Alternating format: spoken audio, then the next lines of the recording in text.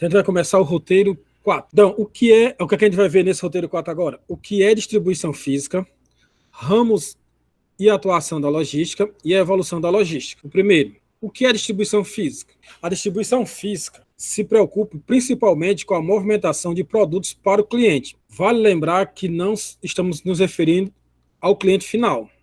Então, veja bem, normalmente as pessoas tendem a confundir a distribuição física com transporte, mas não é só isso. A primeira coisa, o transporte está em todas as movimentações que se precisa fazer com grandes cargas, mas a distribuição física, ela trata especificamente de como vai ser feito essa distribuição e a gente não está falando do consumidor final, ou seja, a gente está falando no tipo de fábrica. No nosso caso aqui do polo moveleiro, o moveleiro tem a produção de móveis. Normalmente, se a gente considerar a fábrica, ela não vende para o produtor final, para o consumidor, ou seja, para o cliente final. Ela repassa a produção para os lojistas. E, de repente, essa eu não sei, mas eu acredito que possa alguma ter, né? Que tenha centro de distribuição, ou seja, ela encaminha da fábrica para o centro de distribuição e o centro de distribuição faz a distribuição para os varejistas, que são os lojistas. Então, a questão da embalagem, a questão de como vai ser feita toda essa movimentação é o cuidado que o setor de distribuição física tem. Inclusive, de qual transporte usar. Se vai ser uma carreta fechada, se vai ser trem, se vai ser avião. Então, ou seja, o transporte é só mais uma atividade ou mais um critério a ser levado em consideração no setor de distribuição física. Vamos embora lá. Os tipos de distribuição física. Nós temos, pelo sistema próprio de vendas, que a gente vai tratar exatamente, vai direto da fábrica e a distribuição física já acontece nos roteiros para as vendas.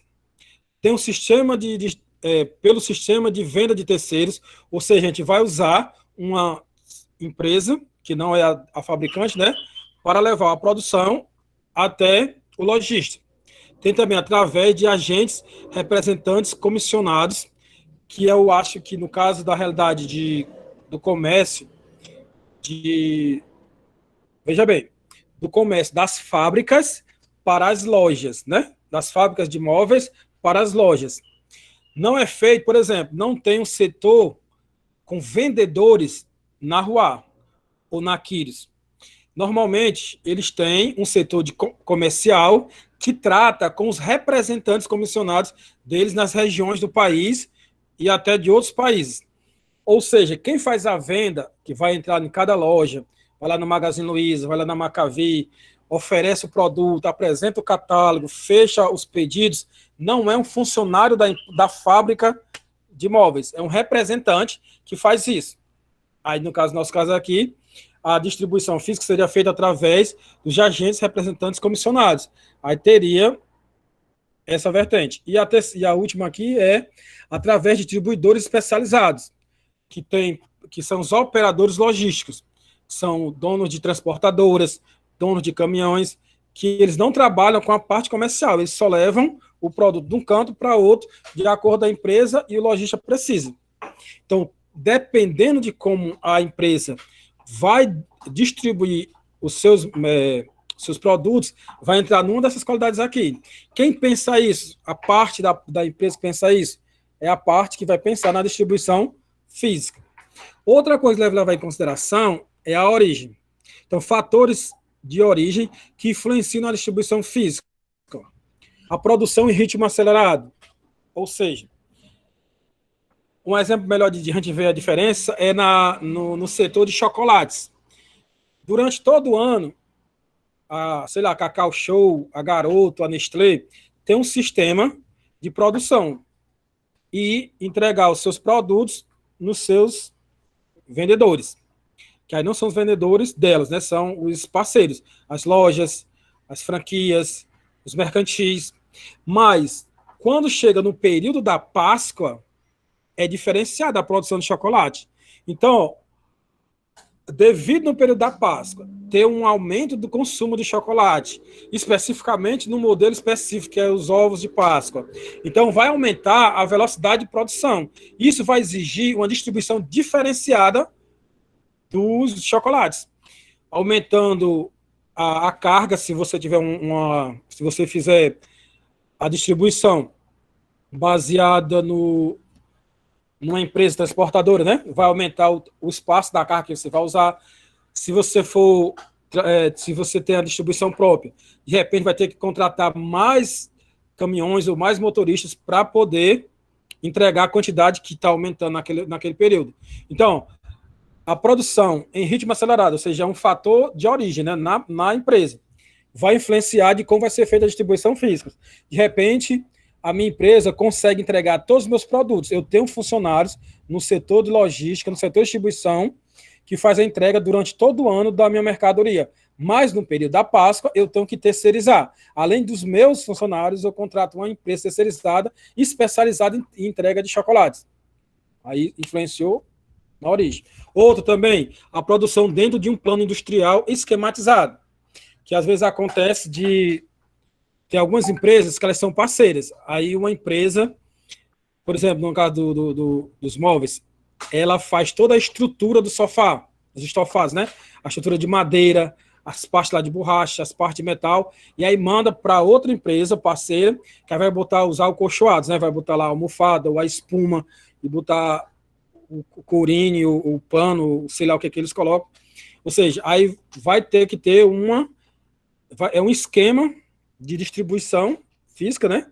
Que vai passar em alguns setores ou em algumas empresas até chegar no centro de distribuição para ser entregue para o lojista. Isso vai influenciar também a forma que eu faço, ou seja, quem produz é uma empresa na rua tal, mas quando termina o produto, ela já está lá no outro lado da cidade, que é dali que o produto sai para a expedição, para ser entregue. Então, influencia na origem também. Outros também, produto de consumo em massa, produtos de uso técnico, produtos de transformação destinado à indústria e produto de uso supérfluo. Cada coisa dessa que aqui é referente ao setor de produção vai influenciar na forma que vai ser distribuído. Certo? Que aí, nesse caso aqui eu falei rápido demais aqui, porque nesse caso não influencia muito para a gente do comércio, a gente só tem que saber que existe. Porque a gente já vai começar, depois que passa dessa parte, já chegar do produto acabado para chegar no varejista, que aí é importante para a gente. Então, essa parte até aí seria do fornecedor, que seria a logística embalde, do fornecedor até chegar na linha de produção ou de montagem. Aí nós temos aqui a produção e tem a logística outbound, que é depois do produto acabado, que aí vai ser para o centro de distribuição, para o lojista, varejista, consumidor final, e aí no começo, numa dessas partes aqui, é que acontece a comercialização, que quem faz é o comerciário ou os técnicos de comércio. Então, resumindo, na distribuição física, é um dos processos logísticos mais complexos por envolver situações como transporte, embalagem e roteirização. Que aí, nesse caso, por isso que tem essa disciplina e estou focando muito nela, porque mesmo a gente sendo técnico em comércio, a gente vai trabalhar num polo moveleiro, num polo industrial, e muitos de vocês vão fazer estágio dentro das empresas. Então, a lógica, o suporte do comércio vai ser essas atividades, por isso a gente tem que entender. Jamais não chegar na rua, ficar no setor de expedição e não entender nada disso. Porque sem a expedição não existe o comércio, então também faz parte do processo. Então, no distribuição física, leve em consideração o transporte. Toda aquela questão dos modais que a gente já viu, leve a questão também a embalagem, porque tem aquela embalagem que é importante para a gente, que é a embalagem que vai agradar aos olhos do consumidor. Mas tem a embalagem intermediária, que são as primárias, as embalagens logísticas, que o foco delas é proteger e unitizar o produto. Ela não é atrativa para o cliente.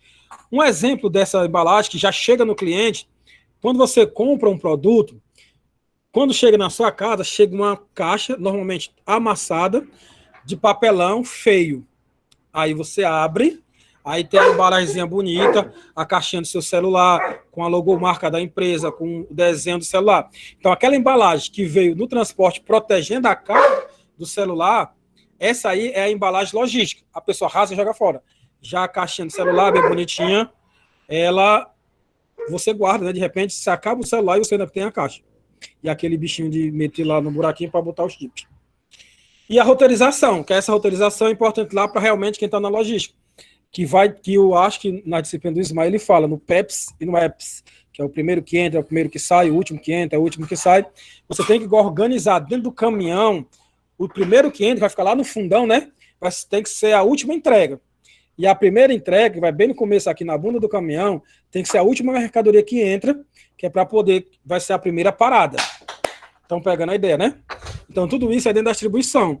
E aí antes de você chegar lá no setor de vendas, onde o técnico comercial está lá ligando para a China, para o Japão, para os Estados Unidos, para São Paulo, fechando as cargas, tem que mandar a listazinha de cada empresa que vai ser entregue, geograficamente organizada, para ser colocada dentro do caminhão, na forma que a entrega seja facilitada e não prejudicada.